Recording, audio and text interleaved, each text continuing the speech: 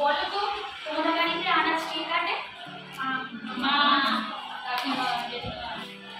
আচ্ছা বলো তো মা আনাজ কি দিয়ে কাটে? একদম ঠিক বলেছো। এই আনাজ কাটার মতো আমরা আমাদের প্রতিদিনের জীবনের সঙ্গে আরো অনেক যন্ত্রপাতি ব্যবহার করে থাকি। সেই যন্ত্রপাতিগুলি সম্পর্কে আজকে আমরা জানব।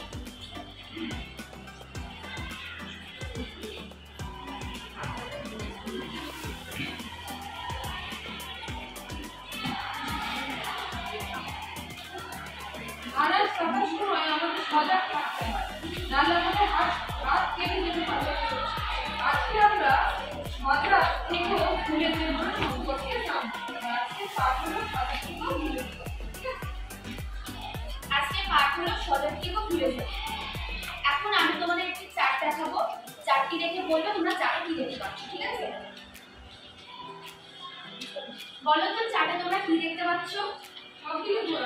কে একজন বলো একটি মেয়ে আনাজ কাটতে যাচ্ছে। আচ্ছা তুমি বলো এর মধ্যে অ্যাকশন বলো। কি দেখতে পাচ্ছ, দ্বিতীয় ছবিটা কি দেখতে পাচ্ছ, তৃতীয় ছবিটা কি দেখতে পাচ্ছ, আর চতুর্থ ছবিটা কি দেখতে পাচ্ছ? আচ্ছা বলো তো প্রথম ছবিতে কি দেখতে পাচ্ছ?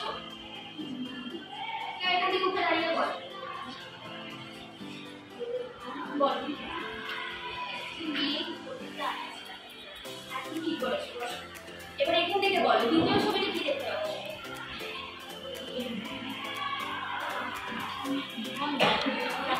আচ্ছা বল কি দেখতে পাচ্ছ? তোমরা কেউ বলো তারপরে ছবিতে কি দেখতে পাচ্ছ?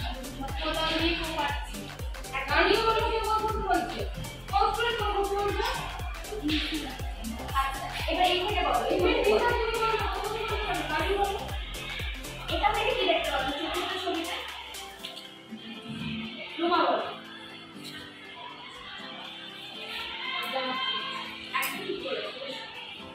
আচ্ছা এবার কেউ উঠে দাঁড়িয়ে আমাকে বলো তো এই চার্টে তোমরা কত ধরনের ছবি দেখতে পাচ্ছ?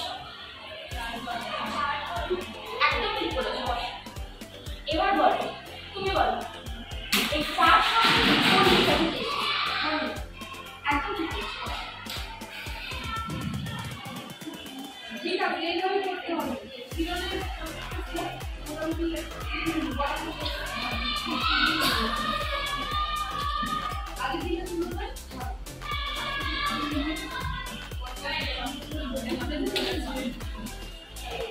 তাহলে 400 টা তাই তো? এবার বলো তো বটি দিয়ে আমরা কি করি? একদম ঠিক বলেছো। তুমি বলো বটি ছাড়া আরো কয়েকটি ভালো যন্ত্রপাতির নাম বলো। ছুরি, কাঁচি। একদম ঠিক বলেছো। এই ভালো যন্ত্রপাতিগুলি অনেক সাবধানে ব্যবহার করা উচিত, না হলে বিপদ হতে পারে। ঠিক আছে? তাহলে ভালো যন্ত্রপাতির নাম হলো বলে 3-4টা লাইন লিখতে হবে।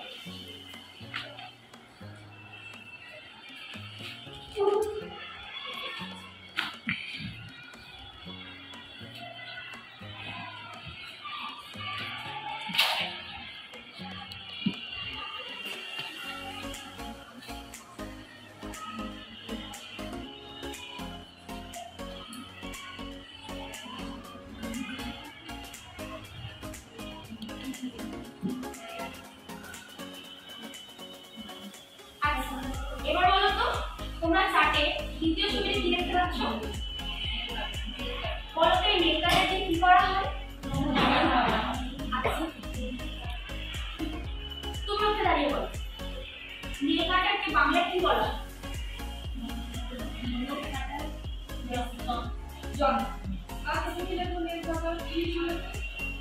তুমি বলবে তুমি উঠে এসে বড় লিখে দিয়ে যাও তো।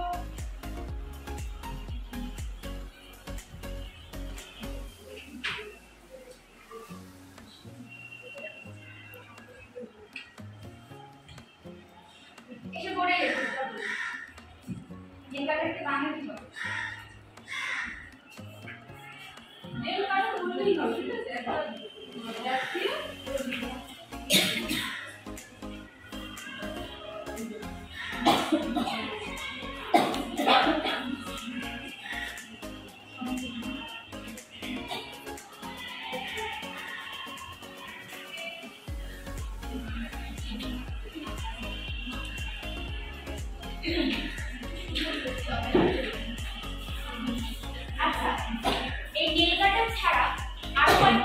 যন্ত্রের নাম বলো তো, কে বলতে পারে? একদম ঠিক বলেছো। আচ্ছা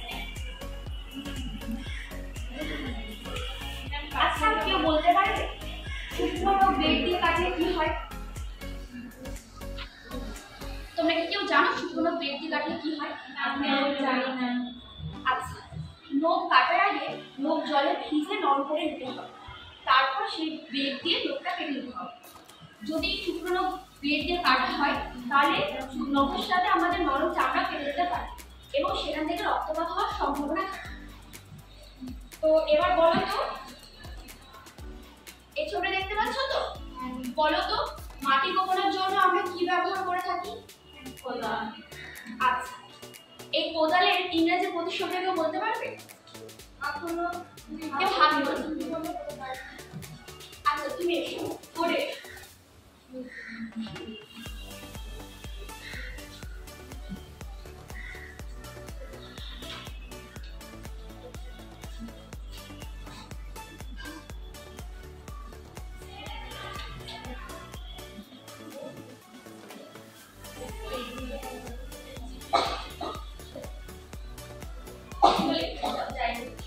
তাহলে কোদালের ইংরেজি প্রতিশব্দ স্পেড, তাই তো? আচ্ছা, মাটি কোপানোর জন্য মাটি কোপানোর কৌশল আমাদের শেখা দরকার। মাটি কোপানোর সময় আমাদের এমনভাবে দাঁড়াতে হবে যাতে কোদাল আমাদের পায়ে না লাগে, ঠিক আছে? আচ্ছা, বাড়িতে তো দরজা জানালা সবাই দেখেছো, এই দরজা জানালা কিভাবে বন্ধ করতে হয় তোমরা কি কেউ জানো? জানো না? তুমি চলে যাও, দরজা যাও, বন্ধ করে দাও। দুদিকটা করবে, তুমি বলো এরকম হবে, এরকম ভাবে দরজা বন্ধ করতে হবে।